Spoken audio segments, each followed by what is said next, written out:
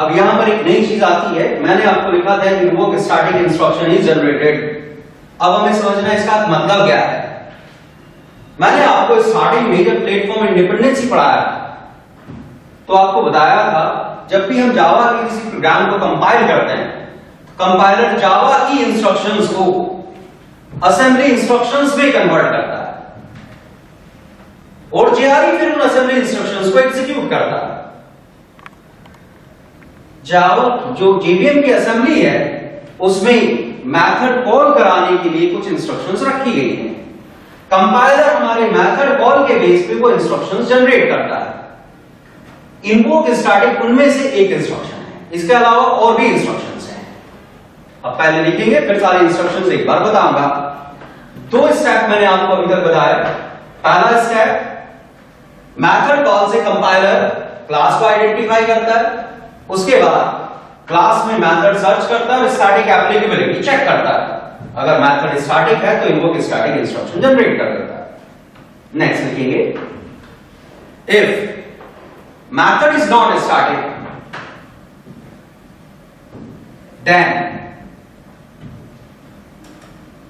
applicability of special cases is checked.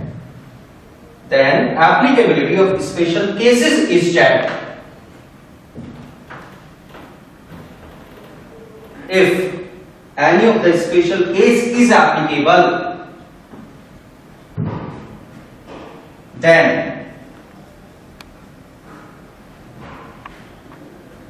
invoke special instruction is generated.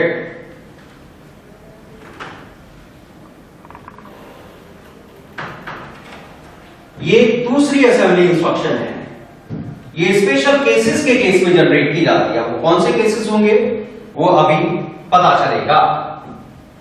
Next लिखेंगे, if special cases are not applicable, then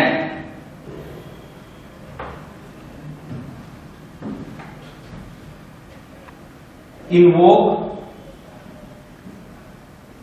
virtual or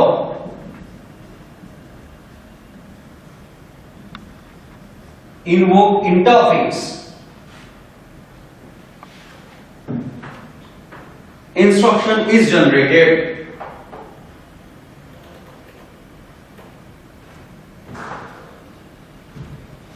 Depending on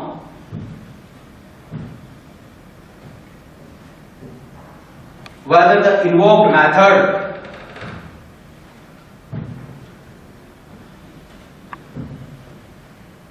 is associated to an interface or not.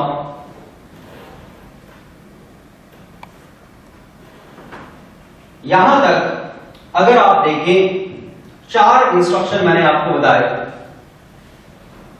वास्तव में JVM की assembly में method invoke करने के लिए कुछ instructions होती हैं। अब वो कौन कौन सी इंस्ट्रक्शंस हैं एक बार वो समझते हैं, फिर यहां पर इस पर्टिकुलर केस में वो इंस्ट्रक्शंस कैसे जनरेट होंगी वो समझेंगे। जो हमारा प्रूफ है, कल जो मैंने प्रोग्राम बनाया था मैंने उसमें कहा था, अभी जो मैंने रब किया है, मैंने उसमें कहा था कि डायनेमिक बाइंडिंग होगी। अब सिर्फ मेरे कहने से आपको मानना नहीं है, मैं यहां पर सारी बात प्रूफ करके दिखाऊंगा और वो प्रूफ ऐसा होगा कि फिर आप उसे कहीं भी अप्लाई करके देख सकते हैं, वो कभी फेल नहीं होगा। पहले समझते हैं जेवीएम की असेंबली में क्या इंस्ट्रक्शंस होती है मेथड कॉल करने के लिए।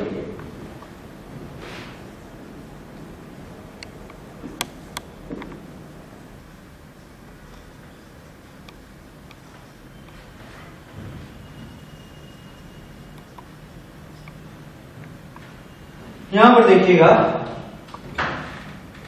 मैंने चार असेंबली इंस्ट्रक्शंस लिखी हैं जो अभी थोड़ी देर पहले आपको बताई थी। Invoke static, invoke special, invoke virtual, invoke interface.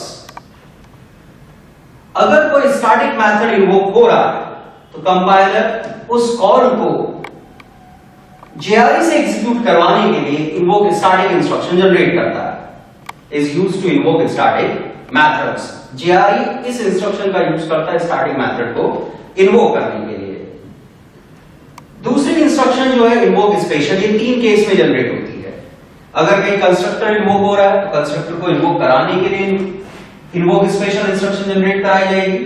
अगर कोई प्राइवेट नॉन स्टैटिक मेथड है उसके लिए इन्वोक स्पेशल इंस्ट्रक्शन जनरेट कराई जाएगी। अगर कोई non private non static method है, सुपर कीवर्ड के साथ कॉल किया गया है, तो उसके लिए भी इन्वोक स्पेशल इंस्ट्रक्शन जनरेट कराई जाएगी। ये 3 स्पेशल केस माने गए। अगर हम किसी non private non static method को डायरेक्टली इन्वोक कराते हैं तो उसके लिए इन्वोक वर्चुअल इंस्ट्रक्शन जनरेट कराई जाएगी। अगर कोई इंटरफेस का मेथड है, अभी हमने इंटरफेस नहीं पढ़ा है, जब इंटरफेस पढ़ेंगे तब इस इंस्ट्रक्शन की बात करेंगे, तब तक लिख लीजिए कि अगर कोई इंटरफेस का मेथड है तो उसके लिए इन्वोक इंटरफेस इंस्ट्रक्शन जनरेट होगी। पहली 2 इंस्ट्रक्शन से स्टैटिक बाइंडिंग होती है, बाद की 2 इंस्ट्रक्शन से डायनेमिक बाइंडिंग होती है। अब मेरे कहने से ये आपको मानना नहीं है। यहां पर मैं जो आपको प्रूफ करके दिखाऊंगा वो 2 पार्ट में होगा। पहले पार्ट में मैं आपको प्रूव करूंगा कि वास्तव में ऐसी इंस्ट्रक्शन एग्जिस्ट करती हैं और स्टैटिक मेथड के केस में ऐसी इंस्ट्रक्शन जनरेट होती है, स्पेशल केसेस के केस में ऐसी इंस्ट्रक्शन जनरेट होती है, और non static non private method जब डायरेक्ट इन्वोक होते हैं तो ऐसी इंस्ट्रक्शन जनरेट होती है। इसे कब पढ़ेंगे? जब हम इंटरफेस पे आएंगे। उसके बाद सेकंड पार्ट में मैं प्रूव करूंगा कि इन 2 इंस्ट्रक्शन से स्टैटिक बाइंडिंग होती है और इस इंस्ट्रक्शन से डायनेमिक बाइंडिंग होती है। बात समझ आ रही है? अगर हम ऐसे प्रूव कर लें तो हमेशा के लिए कंफ्यूजन जो है वो खत्म हो जाएगा। अब सवाल आता है, हमें कैसे पता चलेगा कौन सी इंस्ट्रक्शन जनरेट हो रही है? क्लास फाइल तो हम पढ़ नहीं सकते। वास्तव में हमारे पास टूल है जिससे हम किसी क्लास की असेंबली में क्या इंस्ट्रक्शंस हैं वो देख सकते हैं। मैंने आपको स्टार्टिंग में एक टूल बताया था किसी क्लास के कंटेंट्स देखने के लिए। कौन सा टूल था? जावा पी। बिल्कुल सही बात। जावा पी टूल का जब हम यूज करते हैं तो वास्तव में हम असेंबली इंस्ट्रक्शंस नहीं देखते हैं। हम उससे कहते हैं जो भी क्लास फॉर्मेट में चीजें रखी गई हैं उन्हें आप पार्स करके जावा फॉर्मेट में कन्वर्ट करके हमें बताओ कि क्या है, ह्यूमन अंडरस्टैंडेबल फॉर्म में बताओ। हम जावा पी टूल को ये भी कह सकते हैं कि जो क्लास फॉर्मेट में है जैसे है वैसे हमें बताओ। तरीका देखते हैं।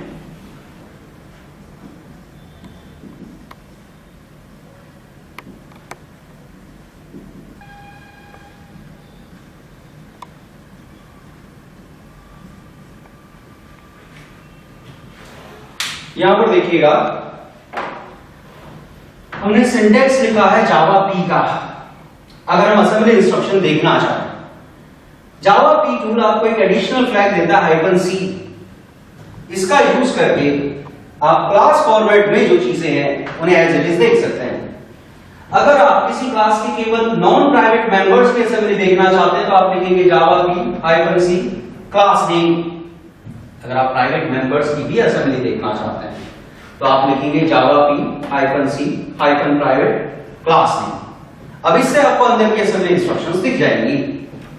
अब वो असेंबली इंस्ट्रक्शंस जो हमने अभी थोड़ी देर पहले प्रोग्राम लिया था उसके कॉन्टेक्स्ट में हमें देखनी है। पहले वो प्रैक्टिकली चेक करते हैं, फिर आगे से बात करेंगे। पहले प्रूव करते हैं कि वास्तव में ऐसा होता है कि नहीं होता।